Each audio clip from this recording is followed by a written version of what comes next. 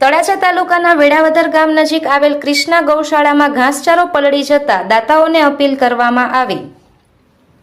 ભાવનગર જિલ્લાના તળાજા તાલુકાના ગ્રામ્ય વિસ્તારમાં અને શહેરમાં પણ જીવદયા પ્રેમીઓ દ્વારા વિવિધ પ્રકારની સેવાકીય પ્રવૃત્તિઓ કરવામાં આવે છે।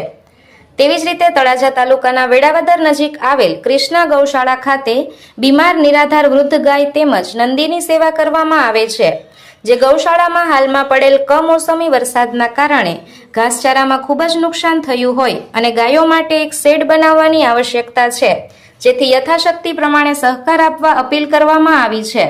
આ ગૌશાળામાં ટોટલ 91 જેટલા નાના મોટા ગાય સહિતના પશુ રાખવામાં આવેલ છે, જેથી દાન કરવા માંગતા વ્યક્તિઓએ વહેલી તકે અહીં સંપર્ક કરવા અપીલ કરવામાં આવી છે। અને તમામ મિત્રો આ વિડીયો વધુમાં વધુ શેર કરો, જેથી આ ગૌશાળાને મદદ મળે અને આંગળી ચીંધવાનું પણ પુણ્ય મળે છે, જેથી આપના તમામ મિત્રોને આ લિંક શેર કરો। બ્યુરો રિપોર્ટ, સમ્રાટ સમાચાર, તળાજા।